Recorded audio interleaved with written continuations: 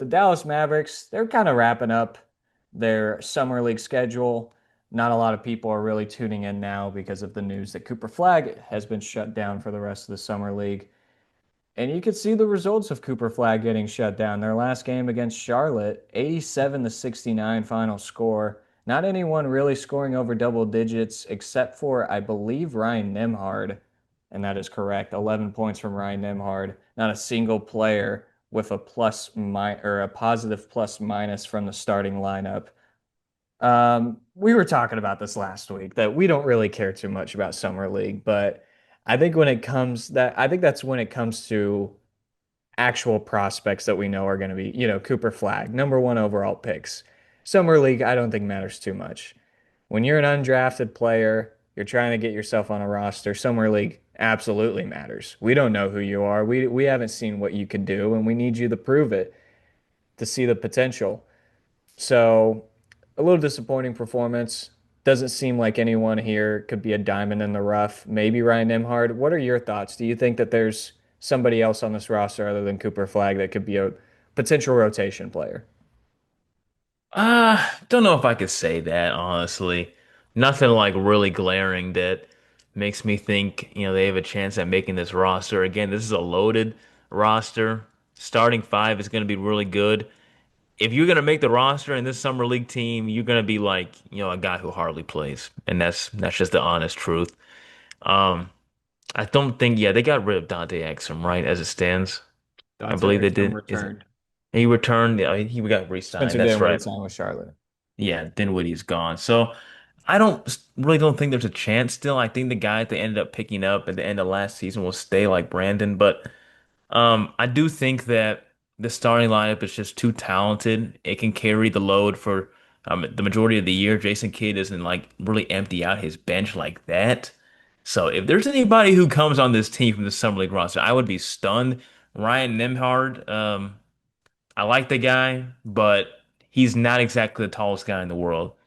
And if he's going to be one of your, other guards on your team, which he probably won't be, he'll be in the G League if he does make the roster somewhat.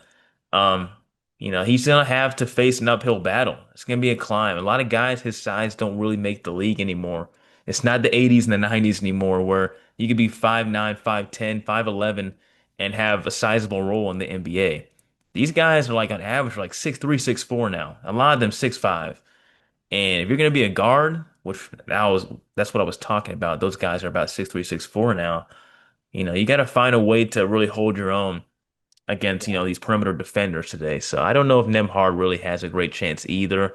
But Cooper Flagg, what more can you say? Didn't have the craziest showing. He and Bronny were kind of having a break off. But, he had a great defense. And what can he say if you're Nico Harrison? That's what you want to see. You want to have a defense first mentality. I bet he had a wide grin after that first game. Oh, absolutely. That sick bastard. He's got the cat on the lap. He Got the just, evil rich person laugh. oh yeah. I can't get that look of My what he new had, how he prophecy. reacted after the when he was on the bench after AD got hurt, just looking like that. I can't get that The out of my sideline is head. going to be legendary. Side That is going to be used for years. Oh yeah. That is going to be used for years. But I mean, going back to summer league, Ryan Nembhard, a lot of people were really high on him. We need a facilitator, for a summer league team that has been together for a very little amount of time, very little run together. He was able to really be a commanding facilitator, commanding playmaker for the summer league squad. He had over half the assist against Charlotte with eight of them. And so I think that that speaks volumes for a team that desperately needs something like that. I don't think that I don't think that he'll make a big difference. I think he's very inconsistent. There's a reason why he went undrafted, and I think that he does turn the ball over a lot. Um, Even though he is the main ball handler, three turnovers, completely fine. But I think he just makes a little bit of questionable decisions at times. Um, so I don't know. I don't think anyone on the summer league team makes the roster. Cooper Flagg is doing was great though. I agree with everything that you said about Cooper Flagg. I don't care too much about how he performed, but I did want to see him try. and I wanted to see him play defense because I know that, you might be a little bit nervous going out there on the first game of Summer League, all the expectations stacked on your shoulders. You might be a little timid on offense, but you know what? You don't lose that, you don't get nervous on defense. All right. You Same can't. stance, Yeah. same hustle, same effort. It doesn't get it, nothing changes on defense.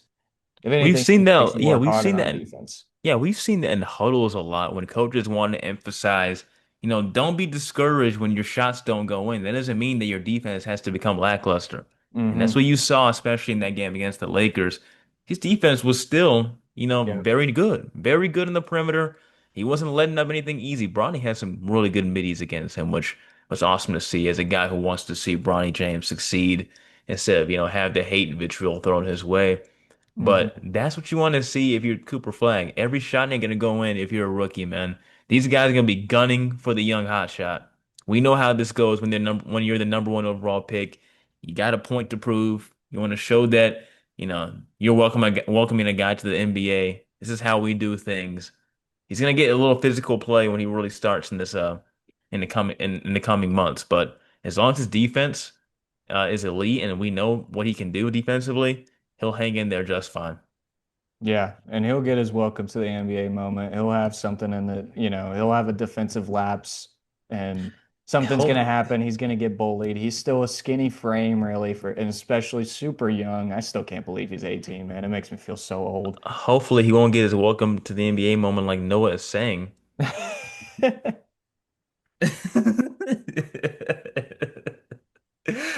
It didn't Jesus, have to be the dude. face, man. Dude, Johnny Furphy, bro. Come on, man. Was that necessary? That man has a family, Johnny Furphy. Absolutely necessary, man. He did that to himself. No way. I mean, Oh. the photographer snapped that photo, got it, and looked at it, and he's like, he turned to the other camera guy You right see there. He's this? like, he's You like, see this? oh yeah, this is gonna be on Bleacher Report. It's gonna be on Bleacher Report later today. Oh my God, bro. Johnny Furphy, bro. The funny thing is, he didn't even have a bad game. Noah's saying he didn't even have a bad game.